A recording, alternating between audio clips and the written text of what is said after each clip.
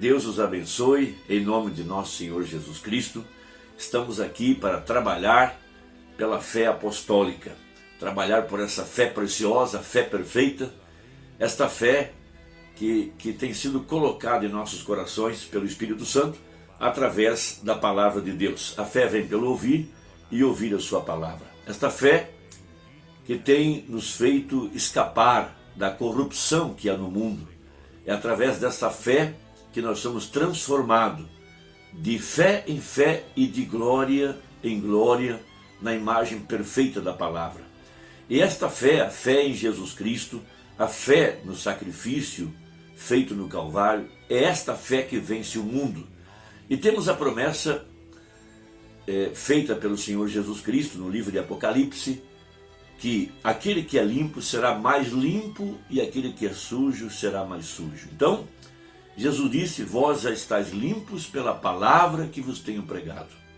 Então esta fé preciosa, esta fé apostólica, que seria restaurada pela mensagem do anjo de Malaquias capítulo 4, trazendo a igreja de volta à fé original. Nós temos a promessa dada pelo Senhor Jesus Cristo, que a igreja do tempo do fim, essa igreja que estaria viva para a hora do arrebatamento, essa igreja receberia o mesmo salário dos primeiros trabalhadores. Nós sabemos que a igreja começou em Atos dos Apóstolos e a igreja primitiva, ela recebeu o poderoso Espírito Santo em Atos capítulo 2. Ali estava a instauração da primeira igreja, a igreja primitiva, revestida do poder do Espírito Santo, que até a sombra de um homem curava. Veja, o apóstolo São Pedro e os demais apóstolos como João e Tiago, e logo em seguida o apóstolo São Paulo, homens poderosos nos quais Jesus Cristo estava habitando. Por isso, Jesus Cristo, quando encontrou Saulo no caminho para Damasco, veja, Saulo encontrou aquela luz, a mesma luz que Moisés viu no passado, e aquela luz o derrubou do cavalo. Ele então caído, ele disse: quem és tu, Senhor? Veja, aquela luz disse: eu sou Jesus, a quem tu me persegues. Então Jesus Cristo agora, em forma de Espírito Santo, o corpo físico de Jesus subiu para a glória, está no altar do sacrifício, ensanguentado, na 7ª dimensão, mas ele mandou para baixo o seu Espírito, que é uma parte dele mesmo, o Espírito Santo, para ungir a igreja, porque agora a igreja seria a continuidade do ministério de nosso Senhor Jesus Cristo, e ela é chamada de o corpo de Cristo. E Jesus disse: quem crer em mim, como diz as Escrituras, fará as mesmas obras que eu fiz e maiores do que essas, porque eu vou para o Pai. Então, o corpo literal, o corpo físico, subiu para a presença de Deus, mas o Espírito Santo veio sobre a igreja em Atos capítulo 2, e inclusive o livro de Atos dos Apóstolos deveria ser chamado Atos do Espírito Santo. Pois bem, nós temos então a promessa da plenitude do Espírito Santo para essa hora em que nós estamos vivendo. A plenitude da promessa para trazer a ressurreição dos mortos e para tirar a igreja da terra no arrebatamento. Isso é chamado pelo apóstolo São Paulo em Romanos capítulo 8 de a adoção dos nossos corpos. Nós temos uma leitura importante para esta hora em 2 Coríntios capítulo 1, a partir do versículo 20, aonde está escrito: porque todas quantas promessas há de Deus são nele sim, e por ele o amém, para a glória de Deus por nós. Mas o que nos confirma convosco em Cristo e o que nos ungiu é Deus, o qual também nos selou e deu o penhor do Espírito em nossos corações. Então, o Espírito Santo é quem unge a igreja. Ela está ungida com óleo precioso. Esse óleo é o Espírito Santo. É ele que fala através dos seus servos, é ele que fala através dos profetas, dos apóstolos, dos pastores e assim por diante. E ele vai então confirmando aquela palavra, quando é a palavra de Deus sendo pregada por lábios humanos. Homens ungidos com o Espírito Santo, homens inspirados para elevar a fé do povo a um nível mais alto. Então nós temos a promessa, de acordo com Malaquias 4 e Apocalipse 10:7, que a igreja subiria ao nível de fé, de receber a plenitude do Espírito Santo, para trazer a ressurreição dos mortos e trazer a transformação aos nossos corpos. E essa promessa é uma promessa bendita, e estamos trabalhando diariamente por esta promessa, trazendo a igreja a esse nível de fé, trazendo a luz da palavra, trazendo a revelação para esta hora que nós estamos vivendo, trazendo a palavra prometida aos corações de um povo eleito que espera em Cristo.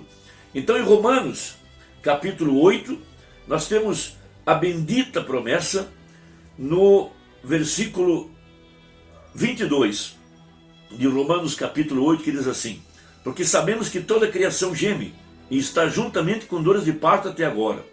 E não só ela, mas nós mesmos, que temos as primícias do Espírito, também gememos em nós mesmos, esperando a adoção, a saber, a redenção do nosso corpo. Então, este é o tempo de adoção. Nós tivemos justificação pela fé com Lutero, logo crescemos até a santificação com John Wesley, logo veio a era pentecostal, quando os discípulos começaram a orar no início do século XX e começaram a pedir os dons pentecostais.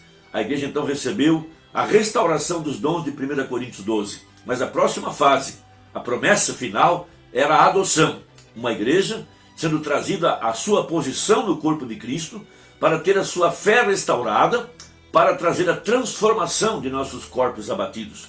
Então, a palavra seria pregada pelo anjo de Malaquias 4, esta palavra seria colocada no coração da igreja, e logo em seguida, então, viria o Espírito Santo para fazer essa palavra viver de acordo com a profecia. Nós temos um exemplo disso na vida de Abraão. Abraão creu em Deus, e ele foi justificado pela fé. E por 25 anos, esta palavra de promessa esteve em seu coração.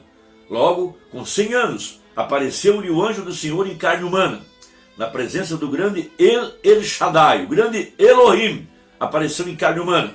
E ali estava o anjo da promessa, o anjo do pacto, para confirmar aquela palavra e trazer a transformação prometida para que ele pudesse ter o filho da promessa. Esta mesma promessa está agora sendo vivificada e vindicada para a verdadeira igreja do tempo do fim. Nós temos uma palavra do profeta na mensagem Apocalipse, capítulo 5, primeira parte, a serpente ferida, parágrafos 107, 108 e 109, sobre este tema. Então diz assim uma Brana: agora temos o penhor, nosso espírito está gemendo pela adoção plena, porém agora temos o penhor disso. Enquanto recebemos o Espírito Santo, ele é o penhor de nossa completa adoção ou completa salvação. Oh, quão belo! Eu amo isso, correto?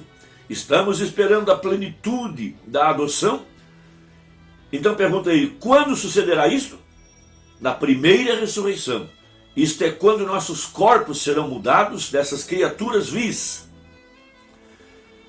que somos, e teremos um corpo como seu próprio corpo glorioso, porque o veremos como ele é e seremos como ele é. Quando ele aparecer, seremos a sua semelhança. Teremos um corpo como o seu, um corpo glorioso, um corpo glorificado. E todas as provas e lutas da vida se desvanecerão numa pequena neblina e desaparecerão para nunca serem. E esses tabernáculos terrenos, nos quais agora gememos, estamos esperando por este penhor pela salvação plena, em sua plenitude por vir. Porém agora, nesses tabernáculos de barro, temos algo que nos diz que temos levantado a tal ponto. Amém?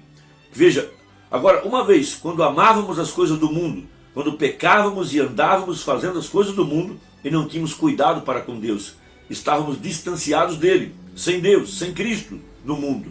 Agora, Deus enviou o seu Santo Espírito e por meio dele somos levantados daquelas coisas. Agora temos o penhor, que sabemos que temos passado da morte para a vida. Irmão, que Deus possa te abençoar e possa completar em seu coração o que o Espírito está nos dizendo nesta hora. Deus te abençoe e até a próxima, se Deus quiser, em nome de nosso Senhor Jesus Cristo. Amém.